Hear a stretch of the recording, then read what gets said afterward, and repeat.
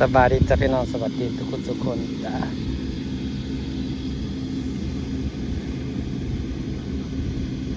สบายดีที่บ้านนาเจดอกไม้จ้าพี่น้องจ้าเข่างามมันเกี่ยวเข่าแล้ว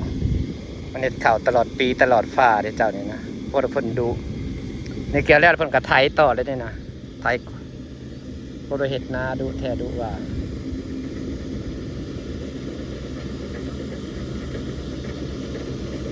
มันกำลังเกี่ยวเข่า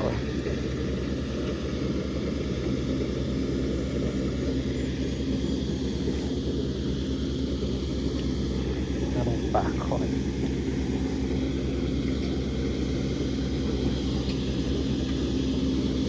ป่าน้ำขอน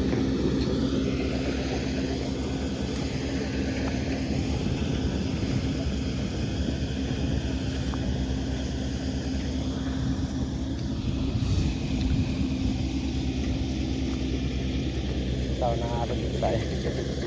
ผีกระดกโง่เยอะแล้วความดุของคนไม่ต้องเอ้ยเราเคยขาดแคลนนัดความดุของน้ากระดกโง่เนี่ยลูกสาวเป็น2 สาวก็เลาะเกี่ยว2 สาวก็เลาะเกี่ยวเข่าตามแจนี่มังนาวก็ปุ่มเป็นปุ่มมันอุดมสมบูรณ์นะนาวกระดก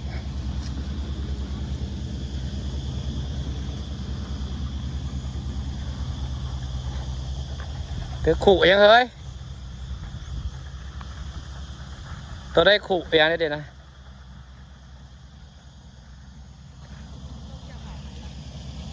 งามบอกเขาเป็นจักร้อยอะไรกันนะตัวบ่เฮยนาตัวแปลงใหม่บ่ปฏิตัวเสร็จสุดพูดแบบนี้นะเห็นไปเรื่อยๆมันเป็นป่าวิกกาวตัวเคยปลูกวิกบ่เฮยเพราะแต่ก่อนตัวปลูกวิกบ่แม่นเบิดขีบปู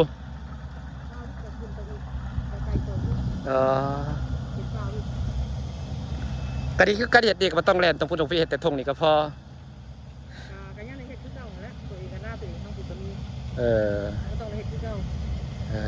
ป้าพี่น้องผมมาแป๊บเดียวพันดุดนาพุ่นอ่ะมันแปลงหน้าใหม่ประกำงามหนึ่งเป็นป้าวิ่งเกี่ยวกับทางออกแล้วก็ปลูกมันหมดเป็นราคา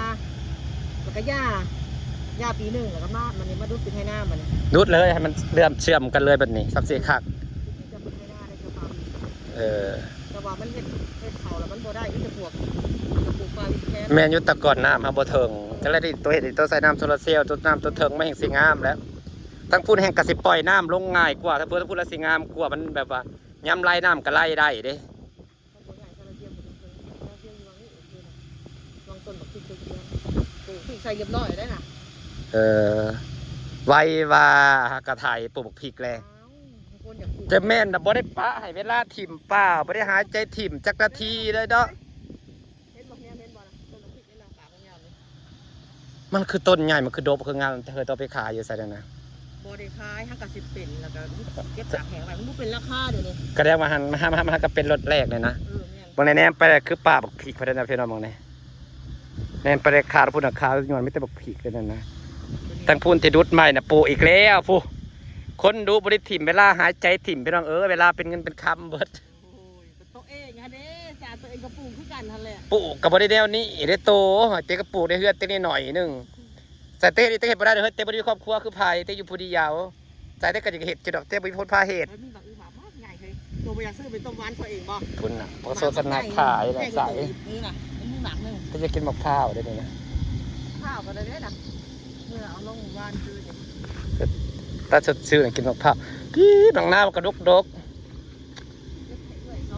ซ้ำจะได้เก็บขายตัวคือปลูกหน่อยจะเสริมบางนาเลยนะ2 ต้นนี่จักหา6 ต้นนี่กับป้อเพราะมันสมบูรณ์นาแต่นะอันนี้นะครับเก็บขายได้ซ้ำสิขายได้เฮ้ยไล่เม็ดบ่ในเรื่องคือการได้ไล่เม็ดน้ำได้ลายได้ซื้อมาไล่เม็ดหมักนาวเนี่ยก็ได้ขายตลอดอยู่แล้วมันก็เป็นไม้มันก็บ่งใบไม้ที่อยากเขาละล่ม หมักนาวเนี่ยก็สำสิขายเฮ้ยเตยจะปลูกนะเป็นพืชที่ได้ขายตลอดพอ พอที่เขาเลยขายแค่กินก่อน หักดกขักดีเนาะ นี่เป็นเก็บมันเรื่อยๆข้างหน้า ดกเป็นปุ่มเนี่ยเอามาลาดไปหอดใส่เลยสะออนเพิ่นดุพี่เนาะ ให้มึงยาวมึงเข้าเอา กระสอบไม่ได้ถือมาขอกระสอบเขาเนาะ ให้ร้านมึงมาแก้ให้ แม่นแท้น่ะเหตุไรเลยร้ายแล้วร้านไปแก้ไปไว้มัน ลูกมึงบ่ได้ลูกมึงใหญ่เบิดแล้วฮะซ้ำไส้ซื่อเออ ห้าปอดเถ่านี่เอ้ยกูบอกมึงหยัดใส่เลย เฮ้ยถ้าบ่มีลูกก็ใส่หลานตอนเนาะ ร้านมึงเอารถไถมาแก้เอา ลูกโตก็สำลูกเตะก็แม่นความตัวหั่นเลย มันบัดเลือดหอดอีกอย่างอีกแล้วอันอีเท่าอันนี้ก็ได้ อืม โอ้หน่อยเขาจะให้เพิ่นแท้ๆเพิ่นบ่ว่าให้ หอมเพืองนะจ๊ะมันสิกินน้องว่าเนาะยามนี้งัวยามนี้มันหิว มันน่ะกินเฮ้ยเต้น่ะบ่เคยกินหญ้ากินงัวเต้เป็นคนกินหญ้ากินเยอะมันมักกินหญ้า นั่นแล้วกูบอกให้มันให้กินใหม่ๆมันก็บ่ให้กินนั่นไปดอกไว้2-3 มื้อจะให้กินที่บ้าน ตัวนี้แล้วนอนใหม่ๆเนาะ เออ หญ้าแต่มันสิมักว่าน่ะมันยามนี้มันหิว มึงให้ได้ตากเนี่ยกูเกี่ยวใหม่ เอาเมื่อเช้าเมื่อมันก็สิบ่เหี่ยวเลยนะมะนาวนะ มึงก็มาหุ้มเอามันแห้งก็สิเป็น คันมึงไว้ห่มมันสิเป็นหยังน้อยมันบ่เน่าเราไปคิดว่ามันสิเป็นเน่าเพือง จ้างนิดน้อยแล้วมาแก้ยังก็อันฟ้าเพจนะฟ้าข้าวรถไทยปิดแต่ว่าก็จ้างเขามาหุ้มเอาแต่มึงอย่าหุ้มกับตัวไก่มึงเอาตัวไก่เด้อตัวไก่คือหุ้มใส่บอกข้าว โอ้ย อ๋อเพิ่นจะใส่หยังหมกพร้าวเพิ่น มึงก็ขี่รถไทยมานี่ต้อมไม่โลดนี่มาข้างน่ะก็ สิ ได้ ออกมาเรียบร้อยกูเห็น มึงเอายังมา เอาซาเล้ง ไทยเล่ง เฮ้ยกระสอบมันคือบ่ถือจ้ะ บ่ถือมันสิเอาด่ากูก็ยังว่าอยู่ความมันประหยัด มึงเรียกหมูก็ว่าโอ้ยมันจะบ่มีบ่กระสอบ กระสอบกูได้มึงต้องไปท้าปดเอาแค่นั้นมึงก็หอยยำนิ่มๆนะมึงหอยไล่นกไปปดเอาทำบ่มีก็ได้ เอาซ้ำพอเมื่อก่อนแล้วจังมาหามือเพืองมันบ่เน่าเดี๋ยวมันสิคิดว่ามันสิเป็นเน่าบ่เน่าแฮงหาไว้ที่ห่มก็แฮงบ่เน่า อาหารหมูเน่าเฮ้ยมันเปียก เนาะมันแอดเนาะ มันดิบโอ้โหรอบมันไหวนะวันนั้นมันแห้งเลยมันตากแดดเลย มามืดแฮงก็แห้งเลยดิอยากให้มันกินตอนใหม่ๆเด้อถ้าเสียหอมแล้วสิหุ่มผึก คือเก่ากับเราซิมึง ๆยามนี้เพิ่นเต็งน่ะบ่กินน่ะมันกินมันว่าแซ่บมันว่า แกน้ำมาจนเทถิ่นมันไม่เทถิ่นมันบ่เบิดแต่เทถิ่น มึง มันมาเทถิ่นนี่เทถิ่น แต่บ่ได้แต่แรกน่ะเฮ็ดตะลงแก้วข้าวว่าสิสวดนี่มันมาอยู่บัดคือว่ามันไปปักซอกยันค่ำอยู่ว่าไปเด้ไปเติมความงามเด้เฮ้ยงามบ่ ใส่เติมแล้ว งามบ่เพื่อนเธอนะ มันก็ยังปูดขึ้น เนี่ย มาแล้วป้านให้มันนูนซ้ำกันแหนบเอาฟังให้มันนูนซ้ำกันนะมันนูนละฟังหนึ่ง แต่ว่าเช้า อัดจุ๊บไปเนี่ยเนี่ยไปจักบาทเจ้ามีเนี่ย บ่แม่นแท้ฮะว่านั้นน่าสิเติมฟังนี่ เฮ้ยเติมฟังนี่เฮ้ย ให้มันซ้ำกัน ไปเก็บเฟือง